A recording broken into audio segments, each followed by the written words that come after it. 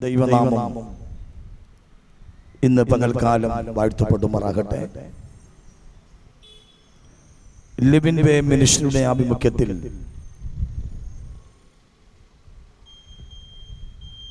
ഈ കാഞ്ഞിരംകുളം പ്രദേശത്തിൽ കടന്നു വന്ന്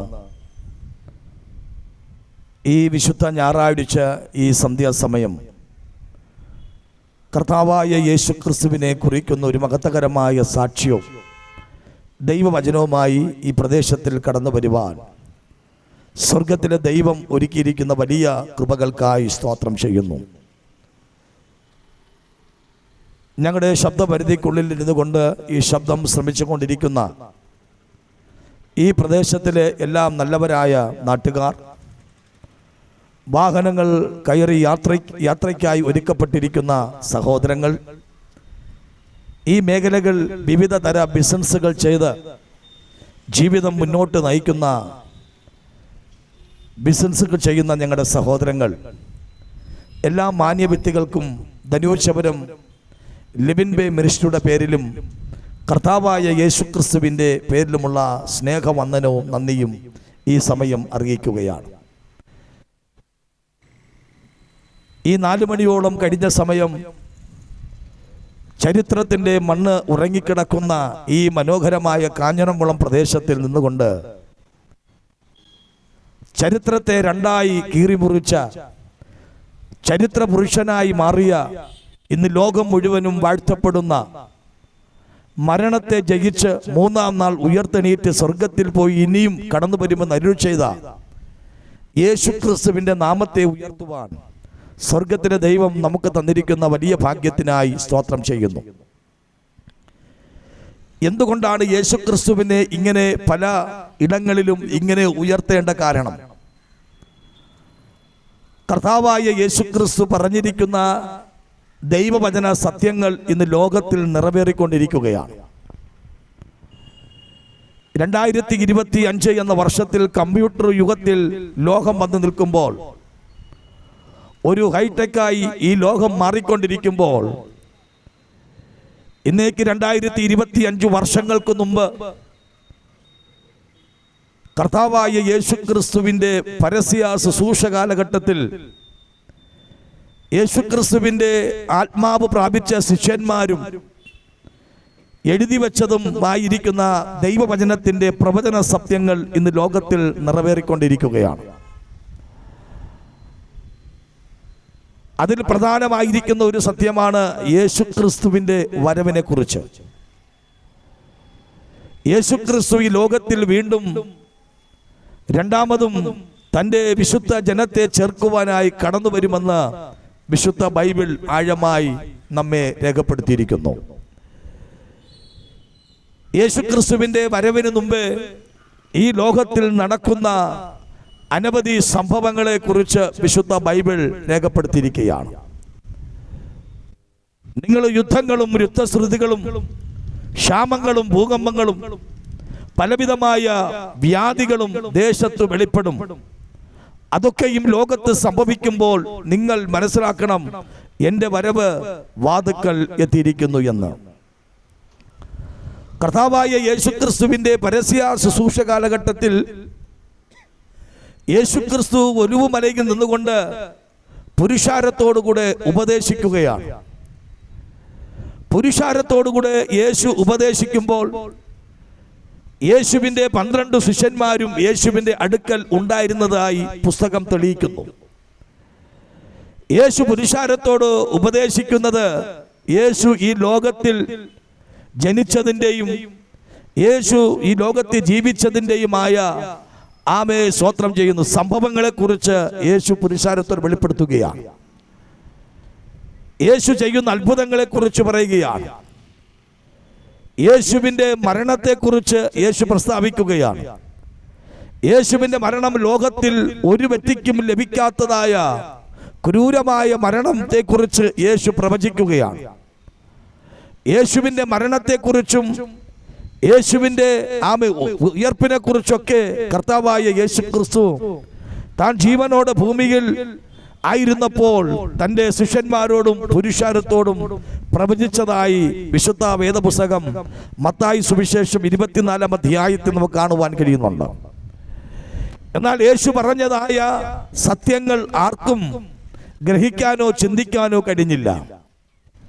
ലോകത്തിനൊരു അന്ത്യ സംഭവം ഉണ്ടാകുമെന്നും ഈ ലോകത്തിനൊരു അവസാനമുണ്ടാകുമെന്നും ഈ ലോകത്തിലൊരു ന്യായവിധി ഉണ്ടാകുമെന്നും യേശു പറയുവാനിടയായി. ഈ വാക്യങ്ങൾ യേശു പുരുഷാരത്തോട് വെളിപ്പെടുത്തുമ്പോൾ ഇതിനെക്കുറിച്ചുള്ള ഗ്രഹിക്കുവാൻ കഴിയാതെ ശിഷ്യന്മാർ പലപ്പോഴും ഇതിൻ്റെ അർത്ഥമറിയാതെയും ഇതിൻ്റെ പൊരുളുകൾ അറിയാതെയും പലപ്പോഴും അവർ വിഷമിച്ചിരുന്നതായി നമുക്ക് കാണാൻ കഴിയുന്നു. അവർ യേശു തനിച്ചിരിക്കുമ്പോൾ യേശുവിൻ്റെ അടുക്കലേക്ക് വന്നിട്ട് ഇങ്ങനെ ചോദിച്ച ഒരു ചോദ്യം മത്തായി സുവിശേഷം 24-ാം അധ്യായത്തിൽ കാണാൻ കഴിയുന്നു. ഗുരു, നിന്റെ വരവിനും ലോകത്തിന്റെ അവസാനത്തിനും തെളിവ് എന്താണ്? അത് ഞങ്ങൾക്കൊന്ന് പറഞ്ഞു തരണമെന്ന് യേശുവിനോട് തന്റെ ശിഷ്യന്മാർ ചോദിക്കുകയാണ്. എന്നാൽ നോക്കണമേ, യേശു അവരോട് പറഞ്ഞിരിക്കുന്ന പദം ഇങ്ങനെയാണ്: എന്റെ വരവ് എന്റെ പിതാവിനല്ലാതെ മറ്റാർക്കും അറിയത്തില്ല. എന്നാൽ നിങ്ങൾക്ക് വേണ്ടി ഞാൻ ചില കാര്യങ്ങൾ പറയാം. എന്റെ വരവിന് മുമ്പേ ലോകത്തിൽ ചില സംഭവങ്ങൾ ഉണ്ടാകും, ലോകത്തിൽ ചില മാറ്റങ്ങൾ ഉണ്ടാകും. ജാതി ജാതിയോടും മനുഷ്യൻ മനുഷ്യനോടും മതം മതത്തോടും പോരാടുന്ന ഒരു സമയം ഈ ലോകത്തിലുണ്ടാകും. യുദ്ധങ്ങളും യുദ്ധസ്തുതികളും ലോകത്തിൽ മുഴങ്ങും. ക്ഷാമവും ഭൂകമ്പങ്ങളും പലതമായ ന്യായവിധികളും ഈ ലോകത്തിൽ ഉണ്ടാകുമെന്ന് കർത്താവായ യേശു ക്രിസ്തു പറയുവാനിടയായി. ആ സംഭവത്തിന്റെ പൊരുളുകൾ ഇന്ന് ലോകത്തിൽ നിറവേറിക്കൊണ്ടിരിക്കുകയാണ്. യേശു കർത്താവ് പറഞ്ഞതായ തിരുവെഴുത്തിന്റെ സത്യങ്ങൾ ഇന്ന് ലോകത്തിൽ നിറവേറിക്കൊണ്ടിരിക്കുകയാണ്. അതിൽ പ്രധാനമായി പറയപ്പെട്ടിരിക്കുന്ന ഒരു ഭാഗമാണ് അപ്പനെയും അമ്മയെയും അനുസരിക്കാത്ത തലമുറ ലോകത്തിൽ പെരുകുമെന്ന്. ഈ 2025 എന്ന വർഷത്തിൽ നാം ശ്രദ്ധിക്കുമ്പോൾ നമുക്ക് കാണാൻ കഴിയുന്നത് അപ്പനെയും അമ്മയെയും അനുസരിക്കാത്ത ഒരു തലമുറ ലോകത്തിൽ പെരുകിയിരിക്കുകയാണ്. മദ്യത്തിനും മയക്കുമരുന്നിനും ലഹരികൾക്കും പാപത്തിന്റെ സകല പ്രവൃത്തികൾക്കും അടിമയായിക്കൊണ്ട് പോകുന്ന ഒരു കൂട്ടം മനുഷ്യർ ഇന്ന് ലോകത്തിൽ ജനിച്ചുകൊണ്ടിരിക്കുകയാണ്. Praise the Lord. ദൈവനാമത്തിന് മഹത്വമുണ്ടാകട്ടെ. 2025 എന്ന വർഷത്തിന്റെ ഈ കാലഘട്ടത്തിൽ നിൽക്കുമ്പോൾ അനവധി കുടുംബങ്ങൾ ഇന്ന് സമാധാനമില്ലാതെയും സന്തോഷമില്ലാതെയും അലഞ്ഞുകൊണ്ടിരിക്കുന്ന അനുഭവങ്ങൾ നമുക്ക് കാണാൻ കഴിയുന്നു. നാളുകളുടെ ഭാവി വാഗ്ദാനമായിരിക്കുന്ന തലമുറകൾ മദ്യത്തിനും ലഹരികൾക്കും മറ്റുള്ള കഞ്ചാവുകൾ പോലെയുള്ള ലഹരി പദാർത്ഥങ്ങൾക്ക് അടിമയായി സ്വയബോധം നഷ്ടപ്പെട്ടുകൊണ്ടിരിക്കുന്ന ഒരു കാലഘട്ടത്തിലേക്ക് വന്നിരിക്കുകയാണ്. കേരളത്തിന്റെ 14 ജില്ലകളിലും നാം ഇന്ന് നോക്കുമ്പോൾ തന്നെ മദ്യത്തിനും മയക്കുമരുന്നിന്റെയും മറ്റു ലഹരികളുടെയും പദാർത്ഥങ്ങൾ ലോകത്തിൽ ഇന്ന് ഒഴുകിക്കൊണ്ടിരിക്കുകയാണ്. സ്ത്രീ പുരുഷ വ്യത്യാസമില്ലാതെ സകല യുവനക്കാരെയും ഇന്ന് അത് ഭ്രാന്തന്മാരാക്കിക്കൊണ്ടിരിക്കുകയാണ്. അതിനുവേണ്ടി ഈ കേരള സർക്കാർ പലവിധമായ പദ്ധതികൾ ചെയ്യുന്നെങ്കിലും ഇന്നുവരെയും അതിൽ നിന്നൊരു മാറ്റം കാണുവാൻ കഴിയാതെ പോവുകയാണ്. ഇന്ന് പകൽക്കാലം എന്നെ കേൾക്കുന്ന ദൈവമക്കളെ, ഞങ്ങൾ എന്തുകൊണ്ടാണ് ദൈവവചനം പ്രസംഗിക്കുന്നത്? മനുഷ്യൻ സമാധാനമില്ലാതെ ഇന്ന് നെട്ടോട്ടമോടുകയാണ്. എവിടെ നിന്ന് മനുഷ്യന് സമാധാനം ലഭിക്കപ്പെടും, എവിടെ നിന്ന് മനുഷ്യന് രക്ഷ ലഭിക്കപ്പെടുമെന്ന് ചിന്തിച്ചുകൊണ്ട് മനുഷ്യൻ ഇന്ന് അരഞ്ഞു നടക്കുകയാണ്.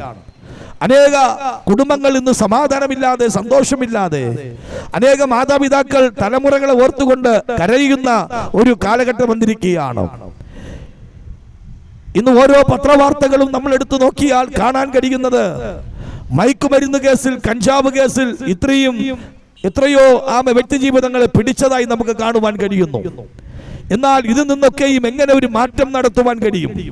മനുഷ്യന്റെ ഹൃദയത്തിനകത്തൊരു മാറ്റം വരണമെങ്കിൽ അവിടെ ഹൃദയത്തിനകത്ത് മാനസാന്തരം ഉണ്ടാകണം.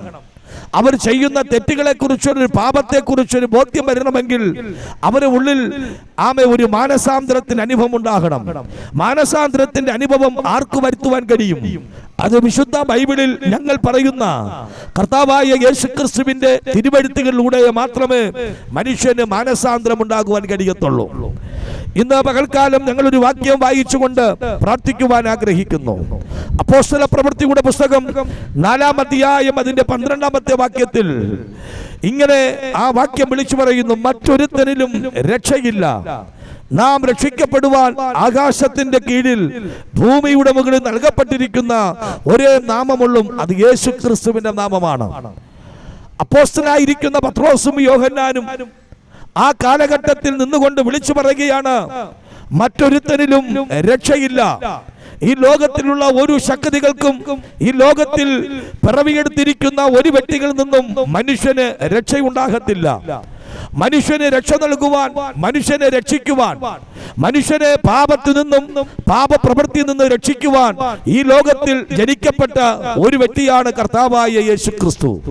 ഇന്ന് പകൽക്കാലം എന്നെ കേൾക്കുന്ന പ്രിയ സഹോദരങ്ങളോട് പറയാം, മനുഷ്യനെ പാപത്തിൽ നിന്ന് വീണ്ടെടുപ്പാൻ, മനുഷ്യനെ അനീതിയിൽ നിന്ന് വീണ്ടെടുപ്പാൻ, മനുഷ്യനെ ഈ അഴുക്ക ജീവിതത്തിൽ നിന്നും വീണ്ടെടുക്കേണ്ടതിന് ഇന്നേക്ക് 2025 വർഷങ്ങൾക്ക് മുമ്പ് സ്വർഗത്തിലെ മഹത്വം വിട്ട് ഈ താണഭൂമിയിൽ ഇറങ്ങി വന്ന ഒരേ ഒരു രക്ഷകൻ ഉണ്ടെങ്കിൽ അത് കർത്താവായ യേശുക്രിസ്തുവാണ്.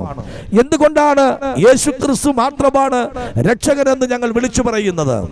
ഈ ലോകത്തിൽ കടന്നു വന്ന് സകല മനുഷ്യന്റെ പാപത്തിനു വേണ്ടി, അവൻ ചെയ്ത ജന്മപാപത്തിനും അവന്റെ കർമ്മപാപത്തിനും വേണ്ടി മരിക്കപ്പെട്ട ഒരേ ഒരു ദൈവം മാത്രമേ ഉള്ളൂ, അത് കർത്താവായ യേശുക്രിസ്തുവാണ്.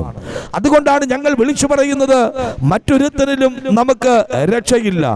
മനുഷ്യൻ ചെയ്യുന്ന ഏത് പാപത്തിനും പരിഹാരമായി കാൽവരിയുടെ ക്രൂശിൽ യേശു രക്തം ചിന്തിയിരിക്കുന്നത് കൊണ്ട് മനുഷ്യന് ഏത് സമയവും ദൈവജ്ഞന് അടുക്കിലേക്ക് ചെല്ലുവാനും അവനോട് പാപങ്ങൾ ഏറ്റുപറയുവാനും അവസരങ്ങൾ ദൈവം ഒരുക്കിയിരിക്കുകയാണ്. എന്നെ കേൾക്കുന്ന ഈ കാഞ്ഞിരംകുളം സ്വദേശികളോട് ഞങ്ങൾ വിളിച്ചു പറയുന്നത്, മറ്റൊരുത്തരിലും രക്ഷയില്ല. മനുഷ്യന് രക്ഷിക്കപ്പെടുവാൻ ഒരേ ഒരു നാമമേ ഉള്ളൂ, അത് യേശുക്രിസ്തുവിന്റെ നാമമാണ്.